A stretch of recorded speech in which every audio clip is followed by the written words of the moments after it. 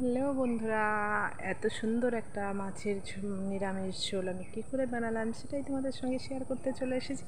তো তোমরা দেখতে থাকো আর সঙ্গে থাকো। আর যেসব বন্ধুরা নতুন বন্ধু আছো, এখন আমার চ্যানেলটাকে সাবস্ক্রাইব করোনি, আমার চ্যানেলটাকে সাবস্ক্রাইব করে নাও আর পাশে থাকা বেল বাটনটাকে অল করে দাও, আর যাতে প্রতিদিনের ভিডিও প্রতিদিন তোমরা পেয়ে যেতে পারো। তো বন্ধুরা দেখো, পেছনে আমি কত বেগুন গাছ লাগিয়েছি, এই দেখো, আর কত সুন্দর হয়েছে। আর চলো আজকে কী নিরামিষ মাছের ঝোল তোমাদের সঙ্গে শেয়ার করছি সেটাই তোমরা দেখতে থাকো আর সঙ্গে থাকো। আর কেউ ফুল ভিডিওটা না দেখে কেউ কমেন্ট করো না প্লিজ, তাহলে কিন্তু উল্টোপাল্টা কমেন্ট হয়ে যাবে আর তোমরা বুঝতেও পারবে না যে কী নিরামিষ ঝোল দেখালাম। তো চলো আর কথা নেই, দেখে নেওয়া যাক। Welcome back to my channel হাবিজাবি রান্নাঘরে তোমাদের সবাইকে স্বাগত। আশা করছি আমার দেশে বিদেশের সকল বন্ধুরা ভালো আছো, সুস্থ আছো। তোমাদের আশীর্বাদ ও ভালোবাসায় আমিও ভালো আছি। তো বন্ধুরা দেখো, আজকে তোমাদের সামনে একটা আরও অন্য ধরনের একটা রেসিপি নিয়ে চলে এলাম। তোমরা দেখতে থাকো আর সঙ্গে থাকো। আর এই রেসিপিটা শেয়ার করব তোমাদের সঙ্গে, মানে রান্না করব আর তোমাদের সঙ্গে শেয়ার করব না, এটা তো হতে পারে না, তাই তোমাদের সঙ্গে শেয়ার করতে চলে এসেছি। তো দেখো বন্ধুরা, মাছটা কিন্তু একদম জ্যান্ত মাছ। হ্যাঁ, আর দেখো মেঘলা মেঘলা ওয়েদার কেমন। এই ওয়েদারে যদি এই মাছ, মানে এরকম জ্যান্ত মাছের ঝোল হয়, তাহলে কার না ভালো লাগে বলো। তার জন্য এই মাছটা আজকে আমি রান্না করব। আর দেখো মাছটা কিন্তু একদম, সব কয়টা মাছই দেখো একদম জ্যান্ত, একটা মাছও কিন্তু মরে যায়নি। তো বন্ধুরা তোমরা সঙ্গে থাকো আর পাশে থাকো, যে আমি কীভাবে রেসিপিটা করছি সেটাই তোমাদের সঙ্গে শেয়ার করছি। তোমরা দেখতে থাকো, কেউ কোথাও যেও না।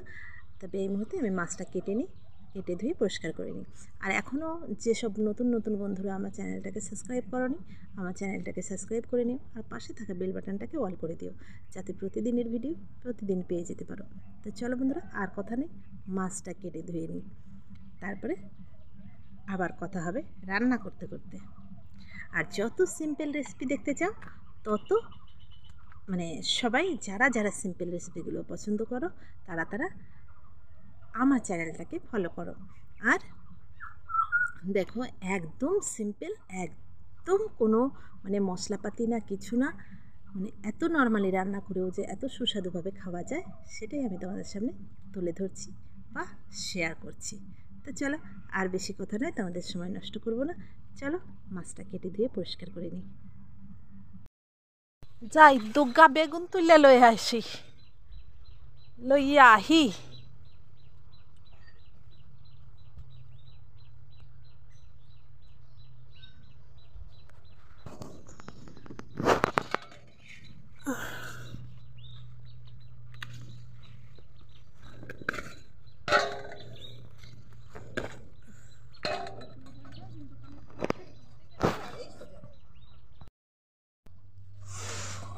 কোথায় কোনটা হয়ে আছে, মানে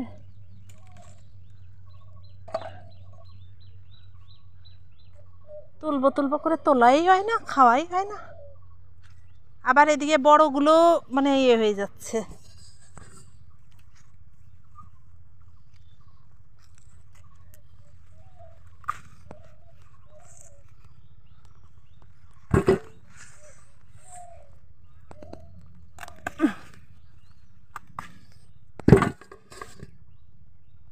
দেখো, ওরে বাবা, এই গাছে আবার কবে কবে এরকম বড় একটা হয়ে রয়েছে।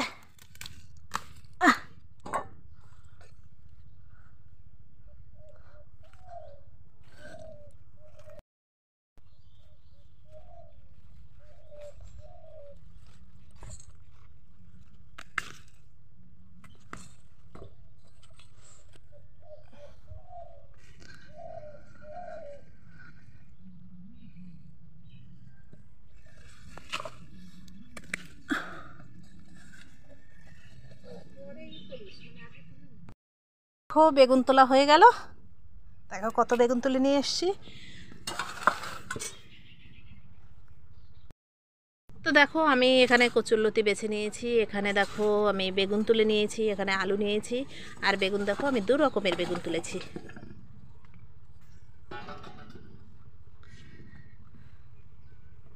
তো এগুলো ভাজা হবে আর এইগুলো দিয়ে আজকে মানে কি বলছি না যে নামের সঙ্গে মিল দেবো রান্নাটারও।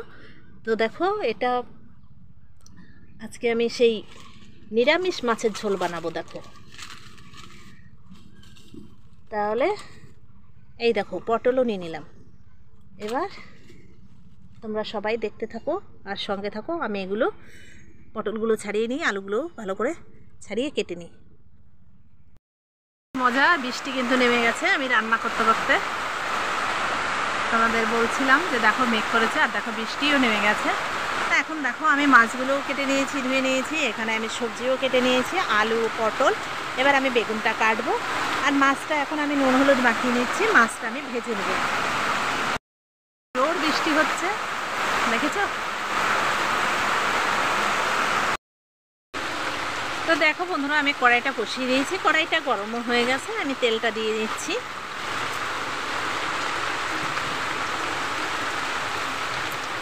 আর এখানে দেখো আমি মাছে নুন হলুদ দিয়ে দিয়েছি, নুন হলুদটাও মেখে নিচ্ছি। বৃষ্টি দেখো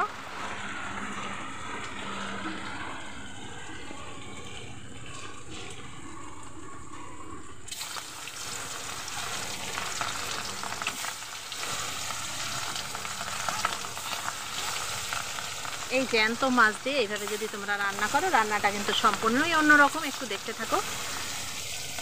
আর তোমরা পুরোটা না দেখে কেউ কমেন্ট করো না, তাহলে বুঝতে পারবে না, হয়তো ভুলভাল কমেন্ট হয়ে যাবে। ঠিক আছে? তো পুরোটা দেখে তারপরে রেসিপিটার নামটা কেন দিয়েছি সেটা তোমরা অবশ্যই বুঝতে পারবে।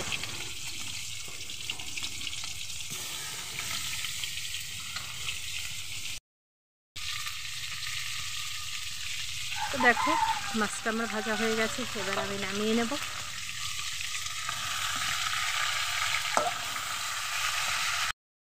বন্ধুরা আমি মাছটা নামিয়ে নিয়েছি, কোথা কোথা জিরে দিয়ে দিলাম। এবার দিয়ে দিলাম আমি আলু আর পটলটা। এটা আমি একটু ভাজা ভাজা করে নেব। এবার আমি হলুদটা দিয়ে দিলাম,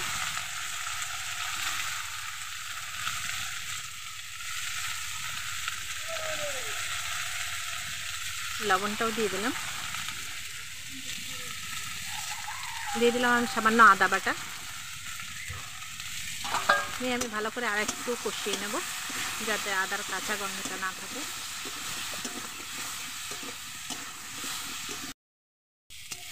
তো দেখো ভালো করে আমার কষানো হয়ে গেছে।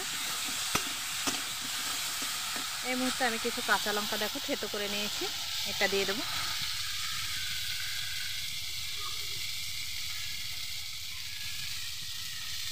বৃষ্টি দেখো হলো, আবার রোদ উঠেছে আর প্রচণ্ড গরম ছাড়ছে, আবার বৃষ্টি হবে। দেখো আমি আর একটু ভাজা ভাজা করে নিলাম। এবার আমি জল ঢেলে দেবো।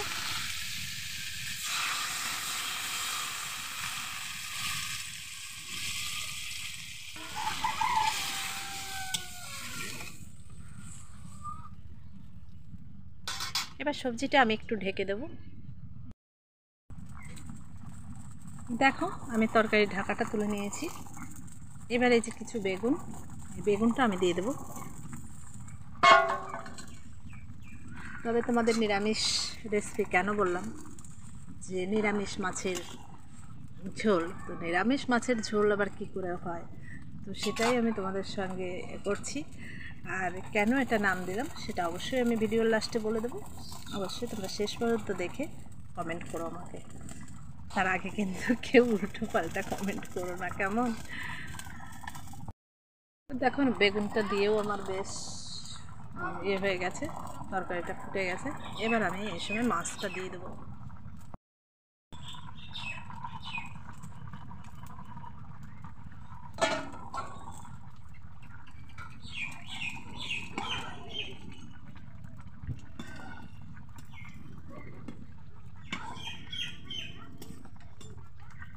এবার আমি বেশ কিছুটা সময় তরকারিটাকে ফুটিয়ে নেব।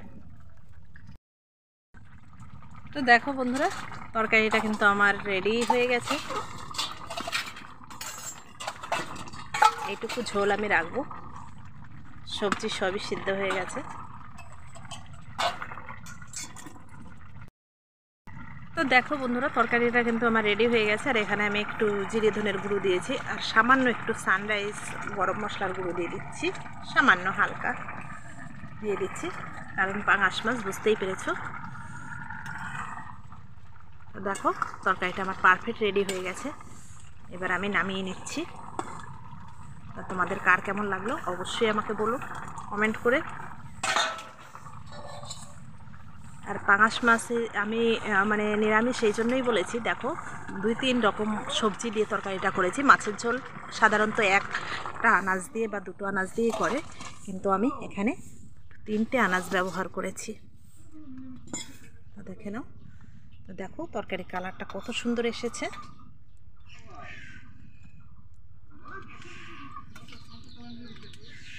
তো চলো এবার গরম গরম ভাতে খেয়ে নেওয়া যাক। আর দেখো ঠিটে পোড়া রোদ উঠেছে।